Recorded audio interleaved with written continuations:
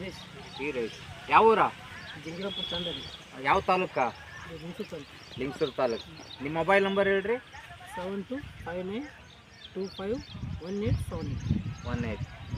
ನೀವು ಯಾವ ಬೆಳೆ ಹಾಕಿರಿದು? ಸರ್ಪನ್ ಕಂಪ್ನಿ. ಯಾವುದು? ಬೆಂಡಿ. ಹಾಂ, ಇದ್ರ ಹೆಸರೇನು? ಐರಾವತ. ನೀವು ಎಷ್ಟು ವರ್ಷದಿಂದ ಬೆಳೀತಾ ಇದ್ದೀರಿ ಬೆಂಡಿ? ಒಂದು 5ರಿಂದ 6 ವರ್ಷ ಬೆಳಕತ್ತೀವಿ. ಹಾಂ, ನಾವು ಬೇರೆ ಬೀಜ ಯೂಸ್ ಮಾಡಕತ್ತಿದ್ವಿ. ಹಾಂ, ಅದೇ ಬೀಜ ತರಕ್ಕೆ ಹೋಗಿದ್ರು ಅಂತಲ್ಲಿ ಅವರು ಕಂಪ್ನಿಯವ್ರು ಬಂದಿದ್ರು. ಹಾಂ, ನಾವು ರಾಶಿ ತೊಗೊಳಕ್ಕೆ ಹೋಗಿದ್ವಿ.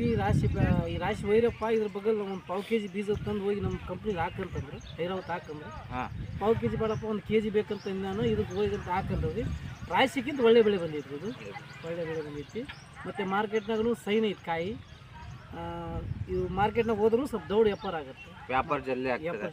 ಕಾಯಿ ಈಗ ಎಷ್ಟನೇ ಬೀಡ್ ಹರಿದಿರಿ ನೀವು? ಇದಕ್ಕೆ 6ನೇ ಕಟಿಂಗ್ ಮಾಡಿದ್ವಿ. 6ನೇ ಕಟಿಂಗ್. ನಮ್ಮ ಪ್ರಕಾರ ಇದು 50ರಿಂದ 60 ಕಟಿಂಗ್ಸ್ ಬರ್ತದೆ ಮಿನಿಮಮ್ ಅಂದ್ರೂ. ನೀವು ಚೆನ್ನಾಗಿ ಮೇಂಟೈನ್ ಮಾಡ್ತಾ ಇದ್ದೀರಿ, ಇನ್ನೂ ಚೆನ್ನಾಗಿ ಮೇಂಟೈನ್ ಮಾಡಿರಿ. ಮತ್ತು ಇದು ಭಾಳ ಹಾರ್ವೆಸ್ಟಿಂಗ್ ಹೆಂಗೈತಿ?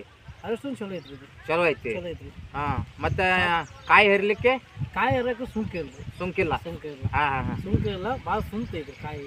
ಯಾಕಂದ್ರೆ ಬೇರೆ ಬೀಜ ಮಾಡಿ ಕಳಿಸಿ ಕಾಯಿ ಹರಿಬೇಕಂದ್ರೆ ಕಂಪಲ್ಸರಿ ಬ್ಲೌಸ್ ಹಾಕೋಬೇಕು. ಈಗ ಮತ್ತೆ ಬ್ಲೌಸ್ ಏನು ಬೇಡದಂಗೆ ಕಾಯಿ ಸೈನ್ ಐತಿ. ಹಾಂ, ಸುಂಕ ಇಲ್ರಿ, ಸುಂಕ ಕಡಿಮೆ. ಹಾಂ, ಟೋಟಲ್ ನಿಮ್ಗೆ ಅನುಕೂಲ ಆಗೈತಿ. ಹಾಂ, ನೀವು ಬೇರೆ ರೈತರಿಗೆ ಇದನ್ನ ಹಾಕ್ಲಿಕ್ಕೆ ಹೇಳ್ತೀರಿ? ಮಾರ್ಕೆಟ್ನಾಗ ಬಂದಾಗ ಕೇಳ್ತಾರ, ಈ ಕಾಯಿ ಬೀಜ ತೊಗೊಂಬಂದ್ರಪ್ಪ, ಕಾಯಿ ಚಲೋ ಬಂದಿತ್ತು ಅಂತಾರ.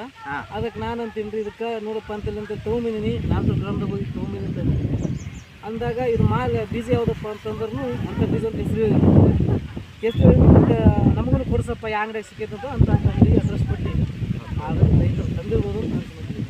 ಓಕೆ ರೀ ರೈತ, ನೀವು 4 ಮಂದಿಗೆ ಹೇಳ್ರಿ, ಮತ್ತು ನೀವು ಬೆಳೀರಿ, ಇದ್ರ ಜೊತೆಗೆ ಬೇರೆ ರೈತರನ್ನ ಬೆಳೆಸ್ರಿ ಅಂತೇಳಿ ನಾನು ಮಾತು ಮುಗಿಸ್ತಾ ಇದ್ದೀನಿ.